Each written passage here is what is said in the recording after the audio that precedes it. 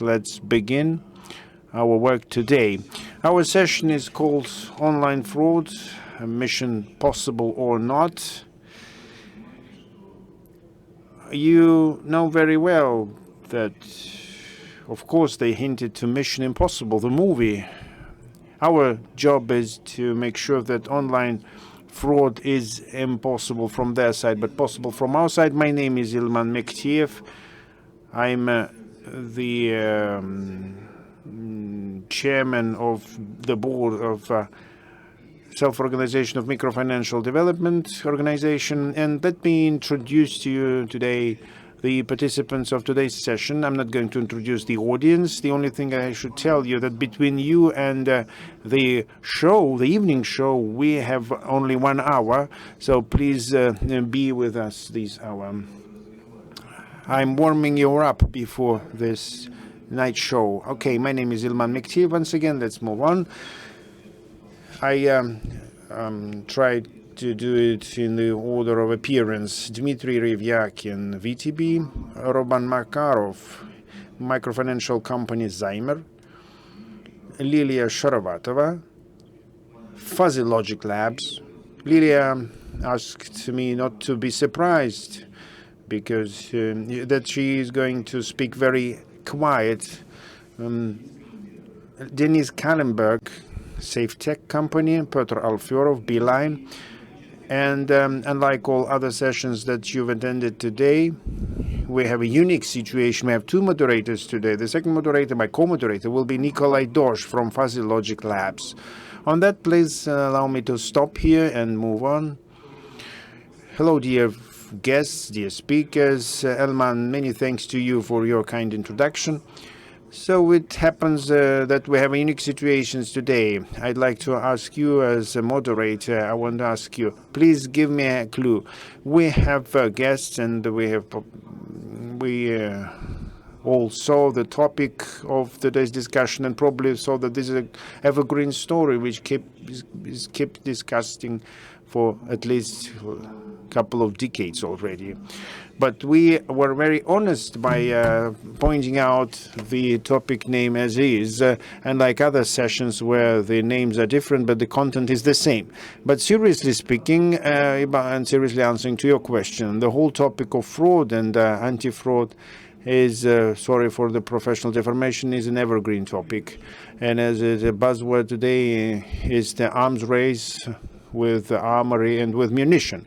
So no matter how long we discuss it, there will be always new things appearing. And if we compare our today's discussion with the discussions we had today, there are 2 big differences, as they say in Odessa. I will tell you about only the dramatic ones.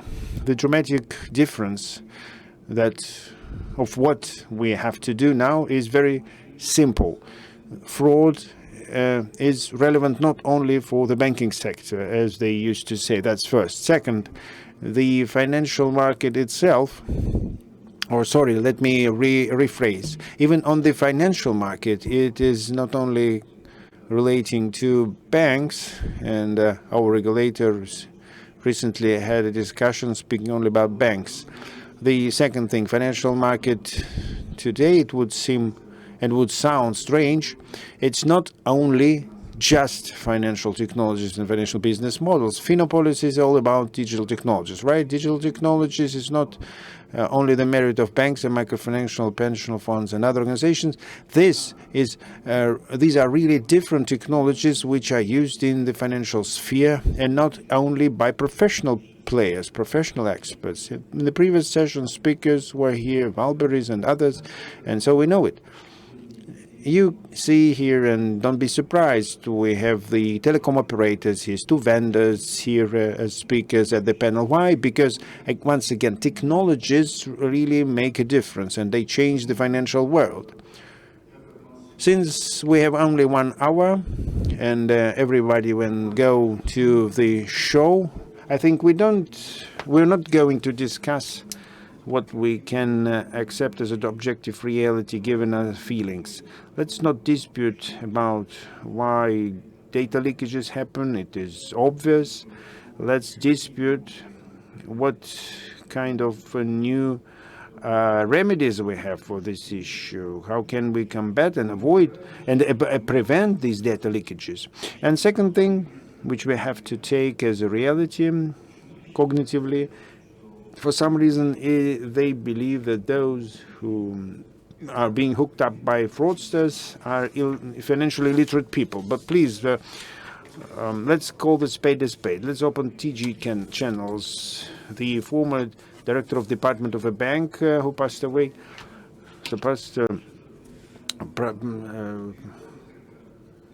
so transferred a few millions, or other experts also suffered under fraudsters. You see, the level of financial literacy is not a protection, it's not a guarantee from a fraud.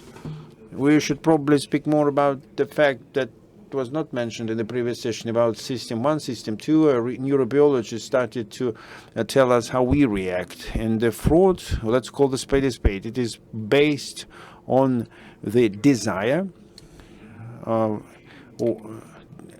with the desire to switch off the function of protection that we normally use rationally in our thinking.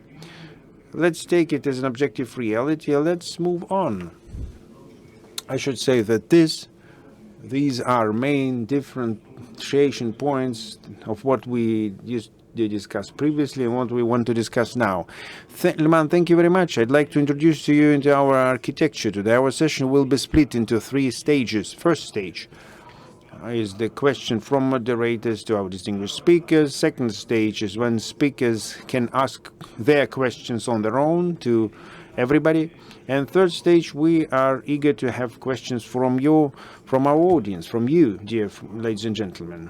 And if we work well today, if we discuss everything, we will do our best to discuss all pain points today. I hope we will succeed.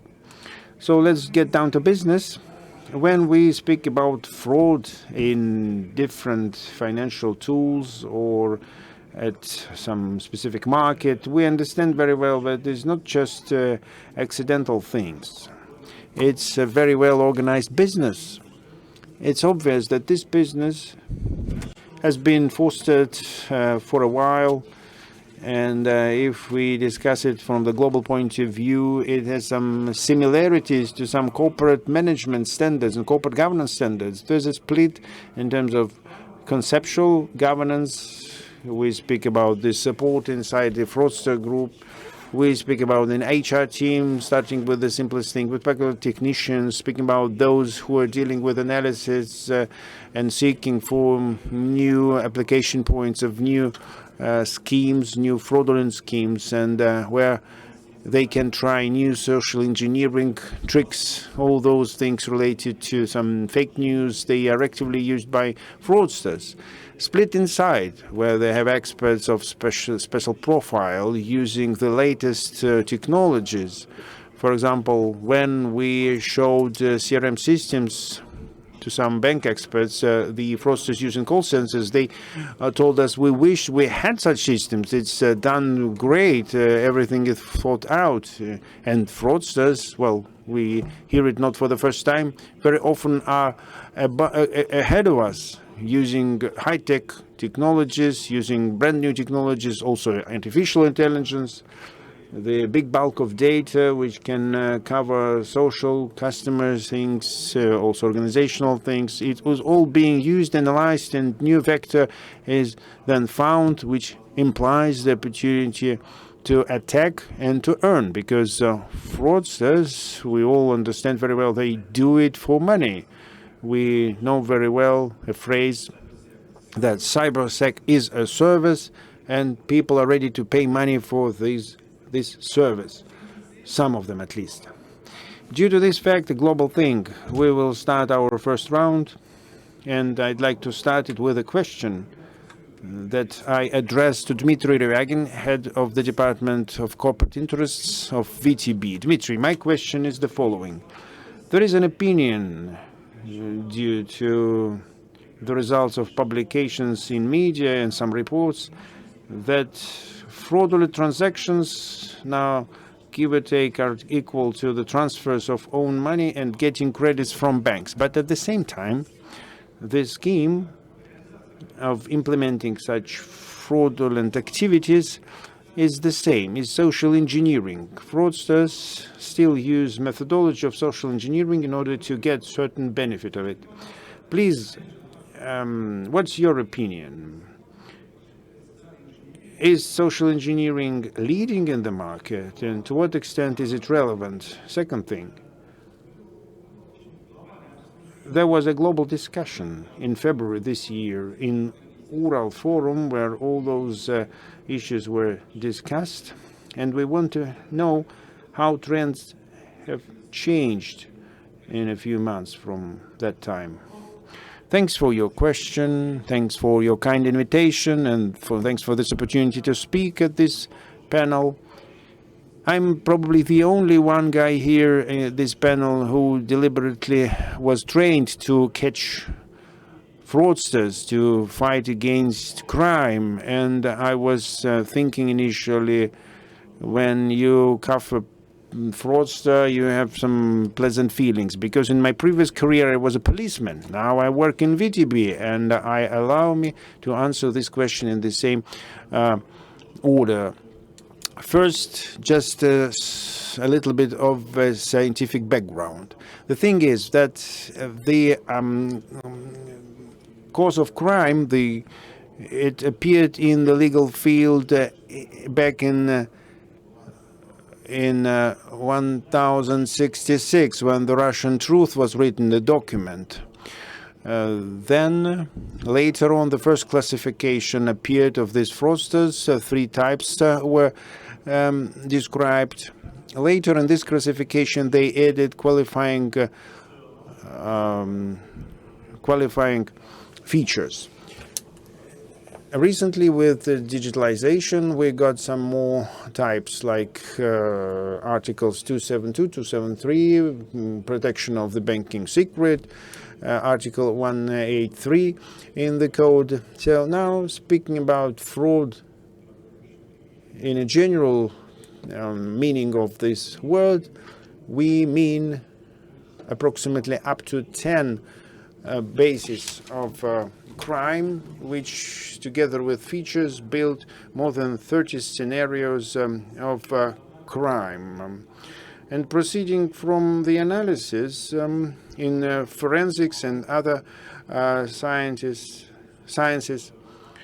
which have considered for more than 300 years the reasons why people become victims of crime. And based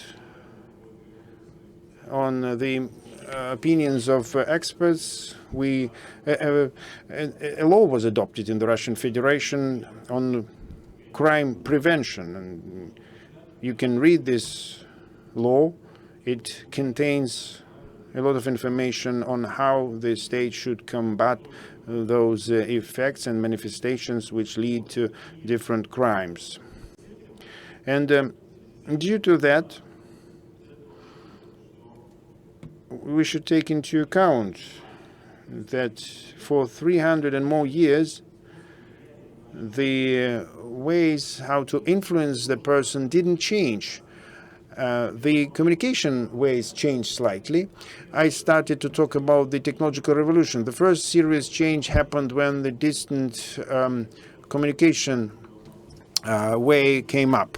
Under the Tsar, we communicated on a personally. Then the first distant channel appears when the phone appears. Then computers popped up, and contacts between the machine and the human became possible. Then the distance, computer, and soon I think we will see another new qualification when the AI will cheat people. People will create a new artificial intelligence, some new neural network or model, which will be deliberately trained initially to make actions to take the possession of the property of others. And this is the classical way how new crimes appear. We will see it, we will document it. Skillful people will do it easily using their technological basis. There will be changes, of course, in the documentation. New forensic experts appear, new methodologies will appear. So social engineering basically is the only way to commit crime, to commit fraud, because fraud is being committed by changing the will of the person. We, as fraudsters, we influence the will of the person, and he intentionally makes some actions which entail a loss or a damage. Speaking about the system, we have a very good system. It is based on all the requirements of the Bank of Russia, of the regulator. We use artificial intelligence. We control all client surface channels, electronic payment ways, interaction channels. We interact with data vendors, with data suppliers, with mobile operators. We have very interesting results of this work, by the way. Just 30 seconds, please. I badly want to finish here.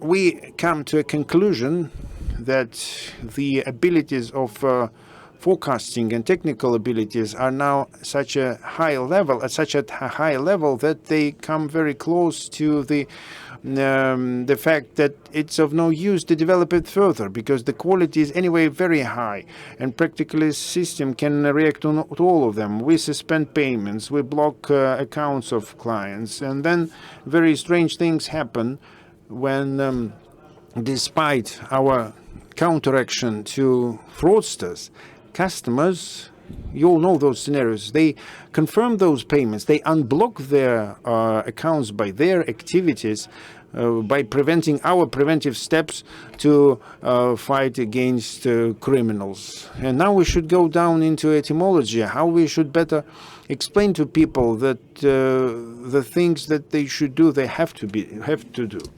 Thank you, Dmitry. If someone calls me from the central bank security department, calls me and starts to tell me about the great fire in London for 1666, that's going to be the real guy from the security department. Now I got it. Well, okay. That was a hindsight to the history. And thank you very much for your words about social engineering as the main risk. And sorry for these words, this is the main risk for banks, probably, for bank clients. Why? Because they have something to lose, because banks means deposits, accounts, payments, and credits. Microfinancial organizations, to some extent, sorry for this, are not quite, it's not quite pleasant. There are underbanks because there are no banks, no payments so far. I hope they will appear soon, but there are loans, and this is borrowed money. So also the vector is different. Roman, a question then to you. How do you feel that the vector is not the social engineering, but, sorry for my French, it's theft of personality? Is it really different thing, or is social engineering is the key here? Спасибо за вопрос. Right, thank you for the question. Good afternoon, dear colleagues. Very happy to welcome everybody. So, as Elman said, indeed, for micro-financial organizations, social engineering, at first glance, has less significance. Because if you work 100% online, as our company does, then there is no opportunity for us to see our client. Judging by our assessments, social engineering is about 10 to 20% of all the cases. The rest, if we talk about fraudulent activities, these are fraudsters that get access to personal data of our citizens. Definitely, this happens because of some leaks, data leaks, or maybe some unfair practice in the data use by individuals.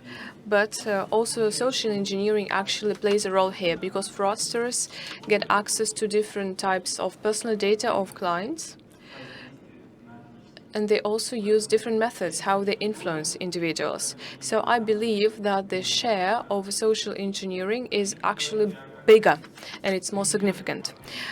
Talking about some specific cases and trends. Here we can mention the trend that appeared last year, which is access to the mobile number of an individual, and this individual hasn't used this mobile number for some time. And so with this mobile number, fraudsters get an opportunity to access the state services account, and then they can replace the identity, basically, or I would like to also draw your attention to this, that all the marketplace are involved in this, not only telecom companies, but also we need to address this problem jointly with the state. And if we talk about what our market does in general, how our company works, we have anti-fraud system, fintech companies. We use a large number of data sources, different ones, the loans history, also a big four companies and data from them, some large suppliers, some digital footprint information, social media as well. We use large numbers of information that we analyze, and we pursue continuous development of our anti-fraud system. This is a continuous fight, day and night. Fraudsters come up with something new every time, and we should be able to respond to them, and we should continue developing our systems. In some cases, we also use our underwriting department when there is a weakness of the system. But step by step, the role of a person, as Dmitry said, decreases, because the predictive power based on big data and math models is now very powerful. And so digitalization is our future and our present already. Roman, a short question. Judging by your experience, or proceeding from your data, we see that 1.5% of people that check their loans history, they see some fraudulent activities there. In your case, in your company, do you think this figure is correct, or maybe it's bigger or smaller? If you say that you have a lot of data sources in terms of anti-fraud, definitely there is such a problem, and it can be identified because there is the footprint left in the Bureau of Loans history when there is information on loan issued based on the data that were used by fraudsters. In the number that you mentioned, 1.5%, I can't really confirm it, because when it comes to the volume, I guess actually those are 0.01 or 0.001%. Right, so you're talking about the people that you have in your database, right? Yes, right. So let's continue to develop this topic. Dmitry highlighted one of the key aspects in connection to social engineering. So this is communication with the potential victim, right? And so in connection to that, I have a question to our telecom companies. Telecom industry is not only the provider of some financial services. Some of our telecom companies also actually bear this risk. They also become a financial service themselves. So I have the question to the director of the Department of Anti-Fraud from Beeline, Petr Alferov. So, Petr, it was always interesting for us how does a telecom company see a fraudster? How do you identify them? Can you maybe talk about the market in general and Beeline as it is? Right, so I will give you the overview and also how we work. First, I would like to develop on the following thought. So, fraudsters, it's a business. And so I would like to even enhance this. Fraud activities as a business can be seen as a puzzle. It consists of some elements. The first element is the preparatory activities, so it's serving. This is the first element in this puzzle. This could be a separate business that lives autonomously. Second element of the puzzle is the contact with the victim. The third one is the manipulation, and the fourth one is actually theft of money itself. So you ask, how does a fraudster look like? Well, I guess the industries don't really understand how these frauds to look like in general. They only understand the one element of the puzzle within their area of responsibility. If we talk about telecom, here we are talking about element of communication with the victim and manipulation. Bank is here more connected to the element which about the theft of money. So in classic cases, telecom is more about preventing contact with the victim. And I brought some statistics. I wanted to show it to you. So we see how a contact is made, how fraudsters communicate with their victims. So here you can see columns, those are weeks, and you have different colors. And those are changes in the means of communication. In the first part of the year, first the telephone number, mobile number was replaced, and then the verification system was introduced. And we see that then on the 19th and the 20th week, actually we didn't have any replacements of the number. The trend is being substituted, and then fraudsters use messengers for contacts much more often. And we see this on this graph. In the end of the second quarter, the Ministry of Interior Affairs and the operators influenced a lot the services that sell accounts in messengers, and we've seen that messengers decreased its portion in the fraudulent activities, and then the first type of activity came into play again, and then the third niche was identified by fraudsters. This is the telecom niche of the operators.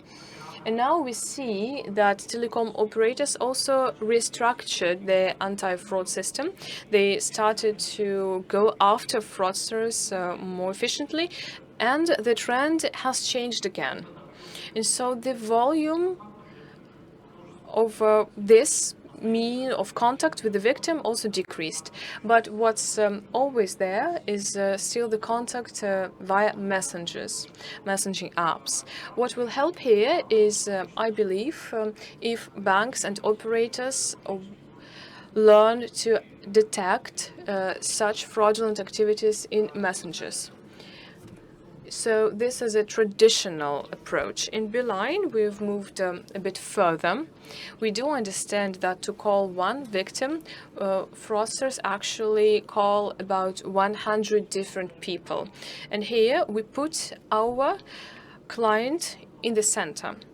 And then we realize that it's easier for us to identify preliminary a victim and prevent some fraudulent activities against this victim. And so it has become clear that it's not possible to view a Beeline user as a separate entity, because to achieve the maximum effect, we need to see a user as a consumer of many different services, the state services, banking services, mobile services, e-commerce, and some other digital services. And so when we realized it, we went to the next stage. We created the industry user and client. This is our main idea. Okay, Petr, so very interesting. So it's quite daring solution. And how do your colleagues and banks see your solution? Are they ready to exchange the information with you? Are they ready to cooperate? As of today, this hypothesis and this concept is being piloted together with Sber. We've just been using some prototypes, and now we only use the feeds and the investigation environment. But we already have partners with whom we start to prototype it. Thank you.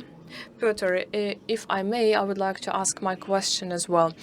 During the previous session and today as well, Dmitry was pushing us towards the following. If it's social engineering, then we should ask ourselves, does our client need it? Maybe a client should make their decisions themselves. Because, for example, you believe that I am a victim, and then I get a call from a journalist, and I accept it, right? But you believe that it is a fraudulent activity.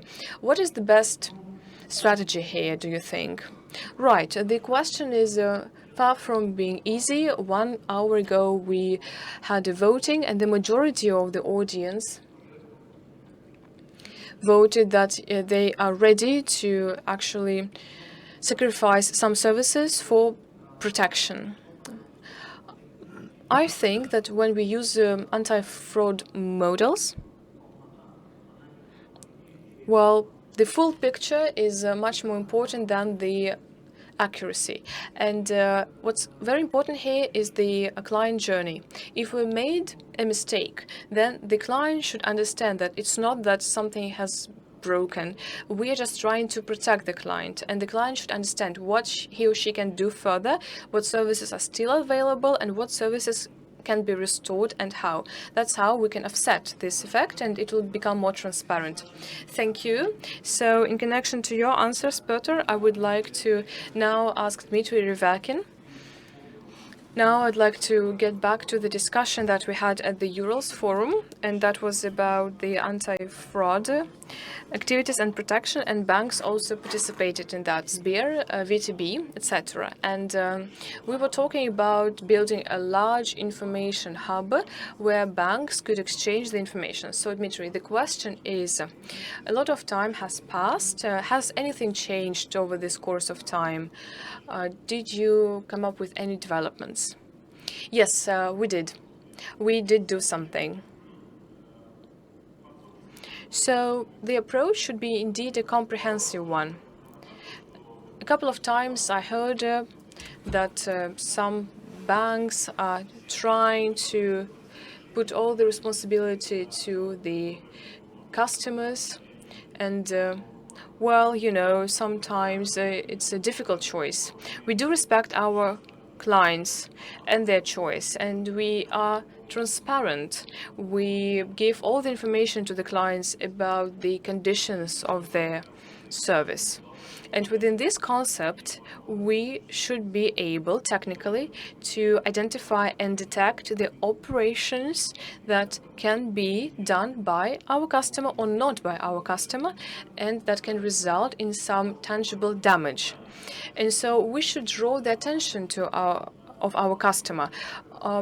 Isn't it an automated mover? Maybe this operation is beyond your typical sums or operations when it comes to the time and some other criteria. A central bank has described it in the document.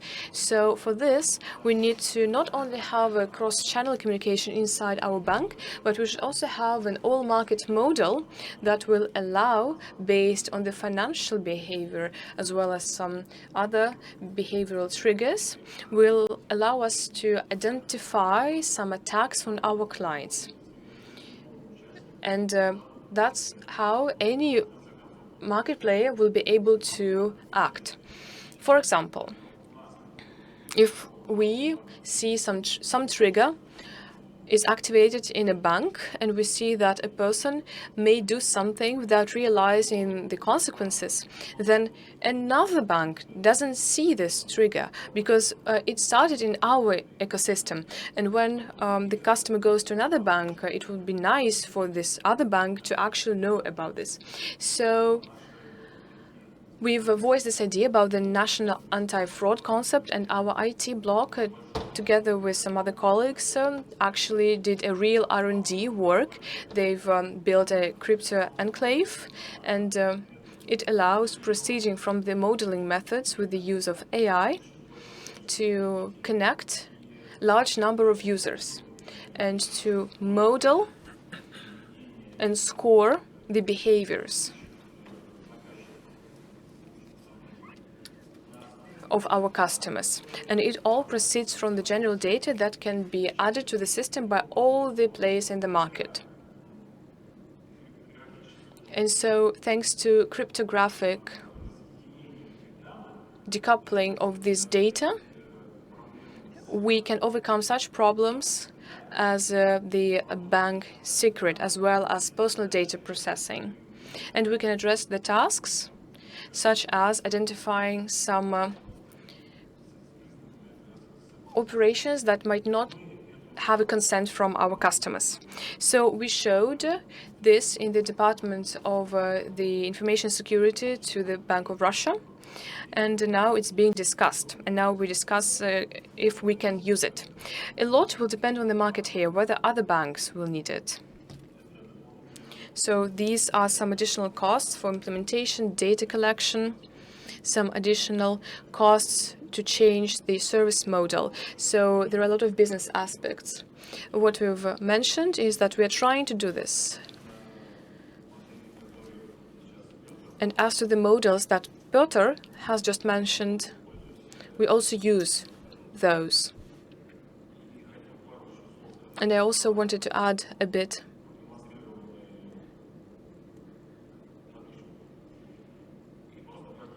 about the following.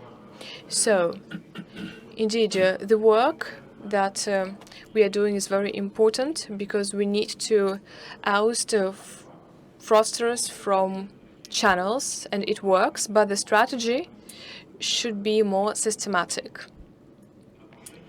And we should save people from fraudulent activities by building good behaviors with our consumers. It's about will and behaviors. That's how we should protect them. Thank you. Okay, thank you. And since we started to talk about data exchange, and you also noticed that even among banks, there could be some that are not ready to share the information. Well, I would like to talk about microfinance. So, Roman, at the microfinance market, data exchange and data collection, is it a solved task or it is still the task to solve in the future? Well, definitely here, not all the questions are addressed. The problem persists. If we start with basics, microfinance companies are not doing payments, don't have any accounts yet, and they don't have any information on the account owners. Well, we could say that there's an alternative, the system of faster payments that could address this issue. But still, we can't integrate the faster payment system into all the customer journeys. The second thing is about the owner of a mobile number. We also have an alternative here. It's a new service that's already operating in the market. We have Mobile ID. Our company already uses it, but Mobile ID also won't address all the issues and won't cover all the client journeys. In general, talking about data in microfinance companies,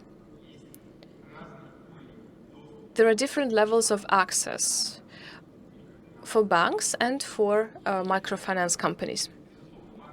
Well, definitely banks are the foundation for the financial system of a country. But microfinance companies seem to just issue small loans with the average check up to 10,000 rubles. But actually, we have millions of citizens as our clients. And that means that the significance of security in our sector is a big one. And I'm sure that from the regulatory point of view and from communication point of view, we have to find a consensus how MFOs can get access to some data of banks also, data of banks, and it will also revoke the backwards requirements to MFO regarding the information security. It can be done optionally. For example, a company that is in line with some information security requirement gets an access to different impersonated data. This issue should be addressed for definitely. And if we speak about specific examples, how microfinance organizations get access to data in different ways, for example, identification service, which is used by several banks, is provided by some banks for microfinancial organizations. It's provided by Tinkoff or by Alpha, and our wonderful Sber, so big with such a big share, refuses to provide Sber ID service to microfinancial companies. But it would be really helpful to our clients, because it's obvious that in our client base, Sber takes a leading share due to its monopoly position. Our organization, under the auspices of FinTech, is a part of the pilot project on open APIs, and it was discussed a lot on Finapolis about this. We're really happy to see the results we have now, and we believe that by developing also this tool, we can get those data which would allow to enrich our anti-fraud systems by improving the safety of our customers. We believe this is a great initiative, and we really support such initiative from the regulatory side and from the part of the state. That was a shock for me when in the first reading for the draft law on the single information system, all financial institutions were included. Now the version is being prepared, which I wouldn't say that banks were excluded. I haven't caught them by red-handed, by microfinancial organizations were excluded. But I'd like to ask, who disperses more clients to more credits to clients from the street? Are there banks or microfinancial institutions? Why shall we exclude them if we adopt such regulations? And Roman touched upon a very important topic: stimulating or enhancing regulation. He said, if you're in line with requirements, you get it. If you don't, you don't get the access. What's the problem? We do not require any tax subsidies. But these are all reasonings from the point of view of the financial sector. If possible, let's move on. And I'd like to ask two representatives of the tech world on, and particularly how they see the situation with fraud. We have Liliya Sharovatova, Director General of Fuzzy Logic Labs, and another Director General of another company, SafeTech, Denis Kalemberg. Liliya, what is your take? How do you see, as this solution provider, as an organization, as an expert who has some knowledge, a lot of knowledge and a lot of competences in this market? Thank you, Elman. I apologize for my voice again. For the moment, 97% of fraudulent activities are hybrid schemes. At least we, as a vendor on our side, we do see a transition from a mono-channel to omni-channel. This is a comprehensive approach of different fraudulent activities. Let's have a hindsight to the evolution. It used to be only one channel before, where as a rule fraudsters tried to achieve their goals, and to a lesser extent they achieved it. That was social engineering, and it stayed, unfortunately. Thanks to Dmitry, he set the pace for our discussion. 97% is hybrid, but it's very important to understand that we, as a vendor who covers almost 50% of transaction flow in the country, can see that the evolution of modern technologies, which are used in the market, not only in banks, but in many other payment services and microfinancial organizations, also in retail, in e-com, in oil companies, all that allows to create vulnerabilities for fraudsters, which is used by fraud, by criminals. To them, we sometimes create the vulnerabilities on our own and provide opportunities to have the basis for theft. How do we work? We work with different parameters. Digital evolution allows us to strengthen our potentials in collecting data. We use artificial intelligence, mathematical models with shared how we use these technologies in our products. Also, it's very important to take note of our parameters, how we collect data and what volumes of data we use. It's very important to have the information bulk and the speed of processing of data in predictive models. Now, I'd like to add a little bit that our model allows to process 350 million transactions a day, which allows us to detect fraud quite efficiently. Thank you. Taking into account that you mentioned about your voice, you did a lot for us. Same questions to you, Denis, although you have slightly different specializations. Yes, colleagues, good afternoon. Answering to your first question, how you see the fraudsters. First of all, we see fraudsters as people who constantly change the angle of attack, vector of attack, due to its successfulness. It's been 17 years as I'm here in this business. 15 years ago or 13 years ago, that used to be predominantly technical attacks, Trojans, tampering of documents, and so on. Then banks started to fine-tune their digital signature tools, and then the whole abyss opened, the social engineering. And now we see that colleagues design anti-fraud systems. They do a great job. Thanks for that. And so fraudsters then, judging by the FinCert reports, the fraudsters started to not to move back to technique, but at least to make some hybrid schemes. Use phishing, use viruses in conjunctions with social engineering. It's very good that we push them a little bit away from that, but we shouldn't forget that all those tools they used before, they are still in use and they are still efficient. We just have to take it into account.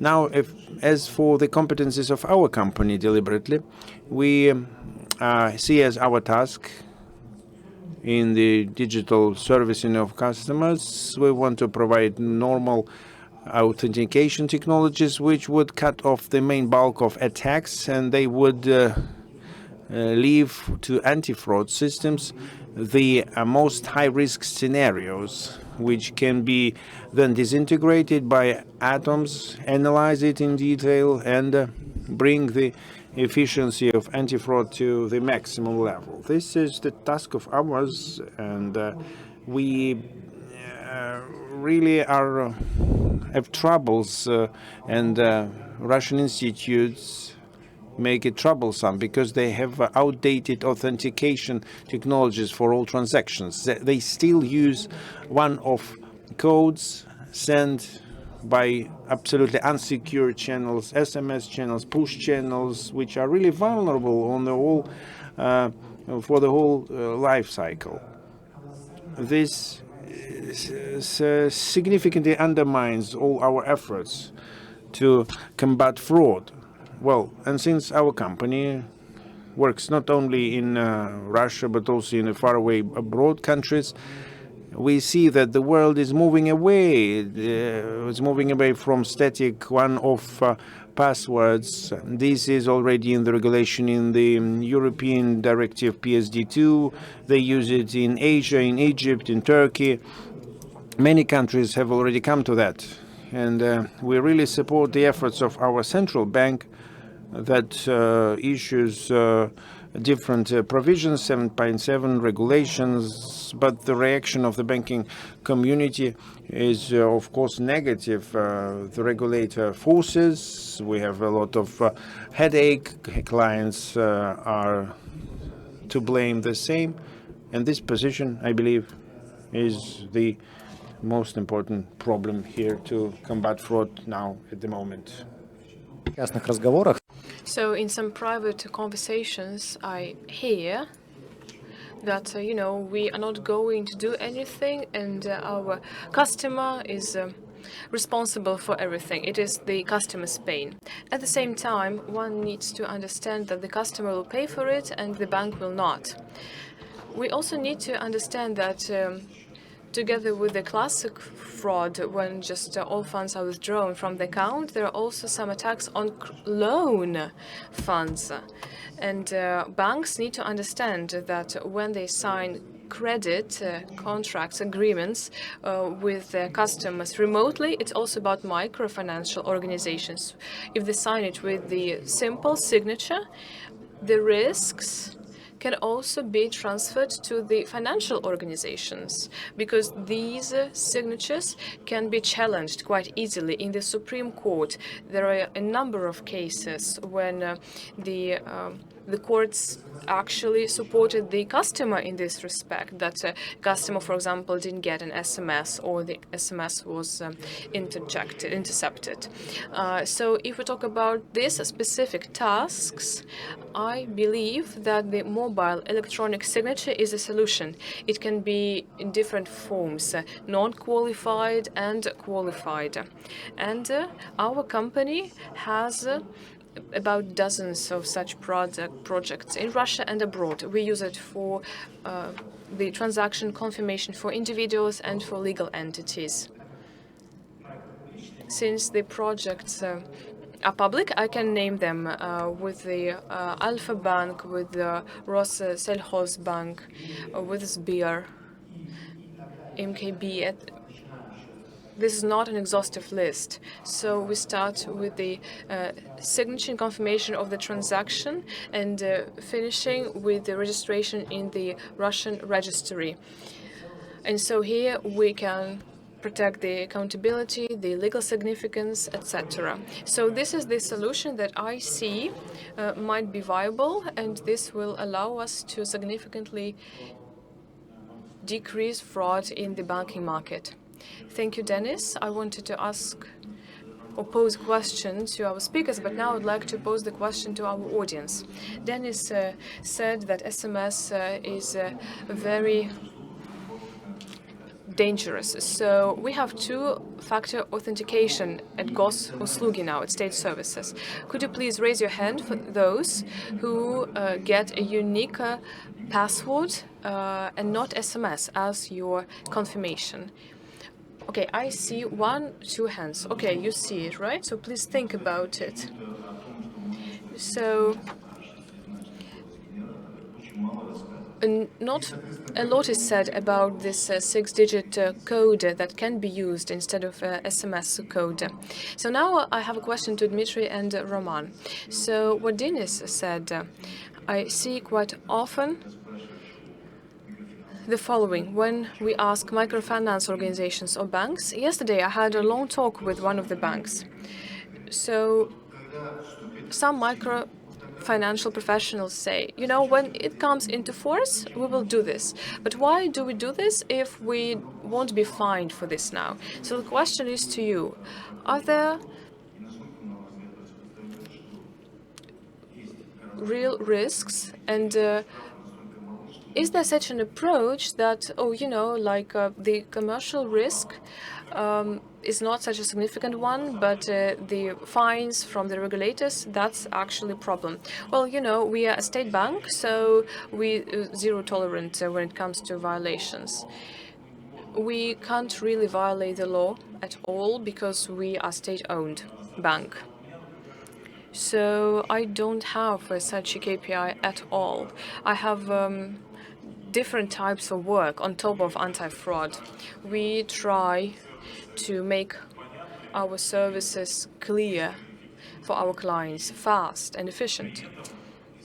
And we also use all the opportunities and methods that are available to us from the technological point of view to identify the events that can be characteristics of fraudulent activities. Well, in the market, this could happen, what you mentioned. One should also not forget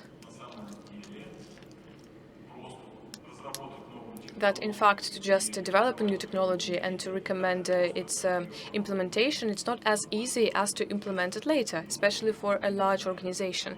I think you know better than me that it's not just simple work. It's long and it's an expensive work. Yeah, I remember actually once I was told, why do you going after VTB? Because they have like 2-year plan ahead already. So Roman, microfinance organization, what do you think? If we talk about micro organizations, then the actually loss from the fraudulent operations is much less than the risks from the loans. But we believe that it's necessary to do loans responsibly. And as a responsible credit organization, we believe that the question of fraudulent activities and zeroing this number is a question of regulation. And so if a company isn't ready to work with this, and if it doesn't have a priority internally, does this company actually need to function in the market? So we believe that loans and fraudulent activities cannot be just ignored, and we definitely should deal with this. Okay, thank you. Nikolay, you don't have any questions, because I'm ready to move on. You know, I will probably take a cap of a bad cop, and, well, I will talk about the following. For me, it's obvious that there are some questions that are very important from the regulation point of view. So if there is a regulator, then they will voice their requirements, and then they'll be respected. Well, our colleagues and speakers don't really raise these questions, but this problem exists in the market. So I would like to really understand how we can stimulate organizations, finance organizations, to actually respect the requirements. So are we talking about some prescriptive measures, some restrictive measures, some higher fines when it comes to the document 107, or cryptography for microfinancial organizations? So how do you see it when it comes to the efficiency of the implementation of the measures that help to increase the security? And maybe you've already got some developments. Could you please comment on this, Dmitry and Roman? Right, so I would like to comment, and it's from my previous life. So when we talk about fighting with some large criminal group, so I'll just give you a metaphor. If we plan some operation, then the captain should take responsibility for the process of this operation, and then for the life of his team, for himself, and for the result. And to make it work, the whole team should be obeying all the orders by the captain, by the team leader. And on top of that, they, of course, should also understand the idea, and they should trust and believe the captain. Now we are living in difficult times, and we have to be serious about it. So all the commercial organizations with the state participation as well, they are on the equal field. They are all can become victims of the fraudulent activities and attacks. So those who actually formulate this should just list the order of events, and then should be leading us to attack fraudsters. We are all ready for this. Yes, we have the plans to introduce this regulation. We collect this fingerprint. Well, unfortunately, as the practice showed, analysis and basically samples of using this document, so far it doesn't give 100% efficiency. The hope that we placed on this tool by the developers of operating systems was shattered, because in the recent years all developers go along the way to ban access to identifiers, and now we, together with the Information Security Department, we have a task force, and we do our best to formulate this second version of this tool in order to be able to use it to identify between all banks and not only inside. I hope I answered the question. Thank you. Yes, I will do my best to be brief. It's a very short and good phrase: no credit, no risk. And it was discussed at the first plenary session yesterday. When selecting the regulation measure, it's very important to understand that the target situation couldn't be a situation where there are no risks at all. It's normal that some risks can exist in the business, and you know how to handle them for sure. My personal opinion is that we think it's very important to seek for this balance and find a compromise in the fact what measures are needed for the market and how to come to those measures. There was a document, 757P, the document of the Bank of Russia, which enhances the requirements for mentioned security also to microfinancial organizations. And the market braced itself, and together with the RO MIR, we filed our collective point of view regarding all those innovations. The essence is very simple. If we do everything right here and right now, roughly speaking, it would just kill the microfinancial market, especially for those who work online, because neither companies nor clients are ready for that. This journey should be walked, but it's not easy. We have to work together on this one. Colleagues from vendors, anything to add, please? From our side, from Telecom, I'd like to share my experience. Since the last year and whole this year, we implement a big system of anti-fraud in the telecom market. It is being implemented from the part of the state. The goal is to combine 2,500 operators on one anti-fraud platform. And this is an enhancement method. This is what Roskomnadzor created a big system. They invested a lot. They made it as an open code to join the system, and there were some limitations. There were penalties introduced for those operators who will not connect. They will get seriously fined. Thank you. Elman? Thank you very much. So let's move to our second round. Unfortunately, we're out of schedule. As far as I know, the evening show can already be heard. Dear speakers, you have a lot of questions to each other. I do know that. But let's have one question from those you prepared to speakers, and please be very short in answering. Roman, will you be first? Yes, I earlier told you about the situation when fraudsters can buy a number the individual doesn't use anymore.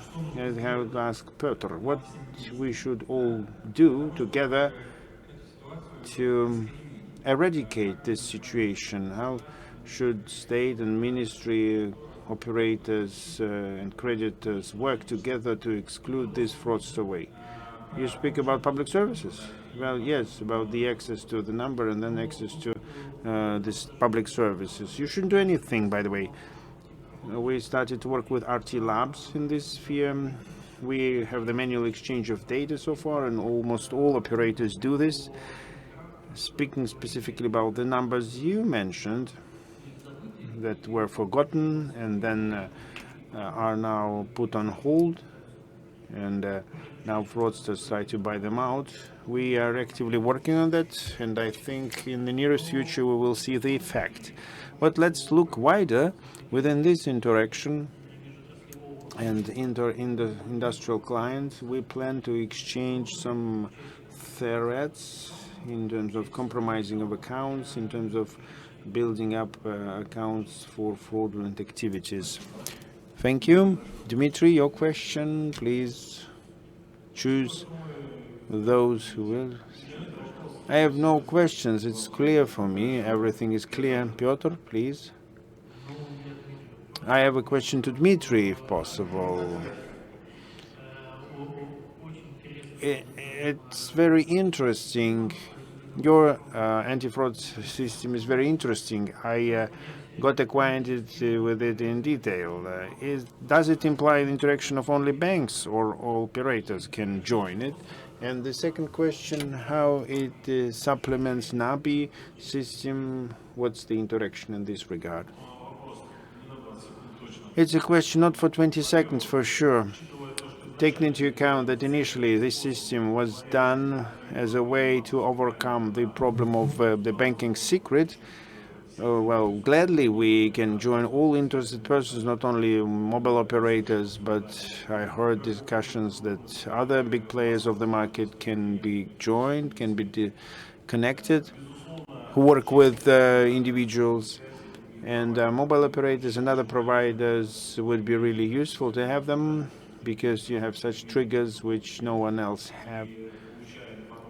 And getting information from there, you will only enrich the global volume with your information. This is the global intent. How it can be realized technically, I can't tell you now. I'm not the IT guy, and well, I'm not at this stage of realization to be able to make it production. IP was done, operability was checked, the regulator received it for reviewing. Let's see, the business process is quite lengthy because it's complicated, and yes, we'd like to be part of it. It's interesting how you use confidential calculations. The technology itself is really interesting. We believe that at the very launch we should think more how other players can enter it, and otherwise confidential calculations will not happen. We are ready to be part of your pilots. And yes, thank you. Yes, you're welcome. Wonderful.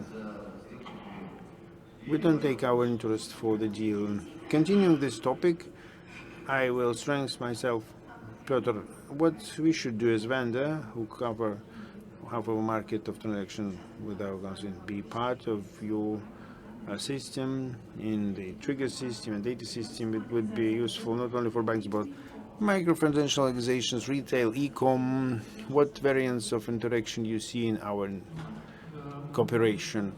For sure, we are looking at the intra-industry protection, inter-industry client, to be able to combine as many players as possible and put the person in the center who uses all possible services.